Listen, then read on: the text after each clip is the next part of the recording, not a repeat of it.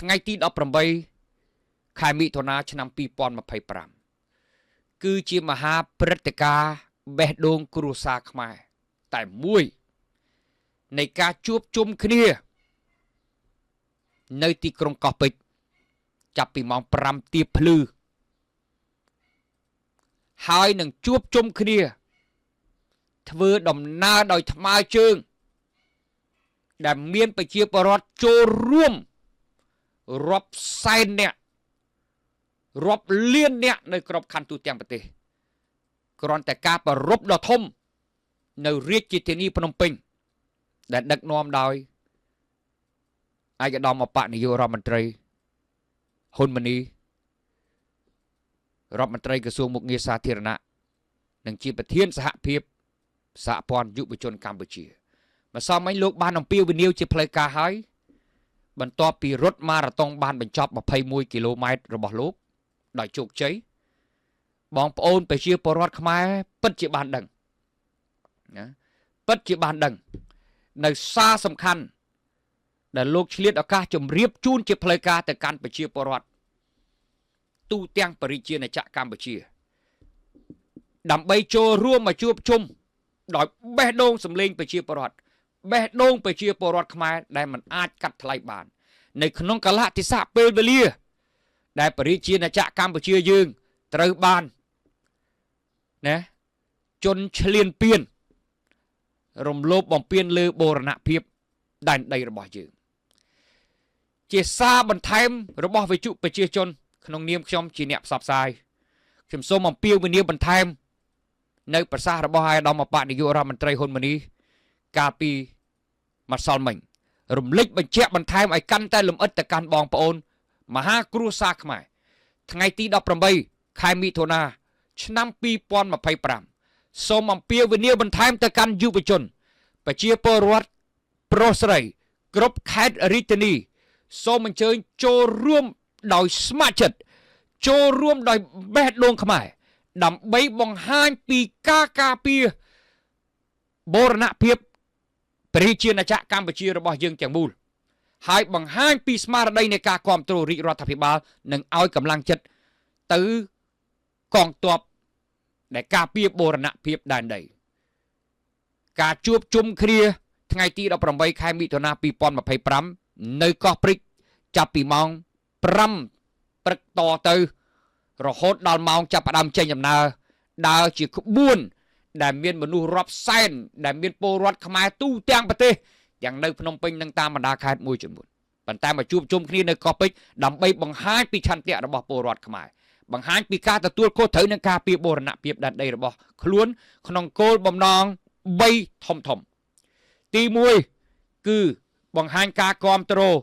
សុចរិតភាពនិងភាពស្របច្បាប់របស់កម្ពុជាផ្អែកទៅលើច្បាប់និងបទដ្ឋានគតិយុត្តផ្សេងកម្ពុជាមិនមានបំណងចង់បានទឹកដីរបស់ប្រទេសណាមួយសូម្បីតែ1មីលីម៉ែត្រប៉ុន្តែកម្ពុជាក៏មិនអោយនរណាយកដីសូម្បីតែ1មីលីម៉ែត្រដូចគ្នានេះគឺជាការបដិញ្ញាចិត្តរបស់រាជរដ្ឋាភិបាលនិងពលរដ្ឋខ្មែរគ្រប់ស្រទាប់វណ្ណៈទី2បង្ហាញការគ្រប់គ្រងវិធានការរបស់រាជរដ្ឋាភិបាលទាំងផ្នែកការទូតផ្នែកការពារជាតិផ្នែកច្បាប់និងខឿនការពារជាតិប្រជាជននេះគឺជាចំណុចស្នូលដ៏សំខាន់ទី2ដែលក្នុងគោលការណ៍3នៃការជួបជុំគ្នាថ្ងៃទី18ខែមិថុនាឆ្នាំ2025ចំណុចទី3ស្មារតីរបស់យើងសកម្មភាពនិងកាយវិការរបស់យើងទាំងអស់គ្នា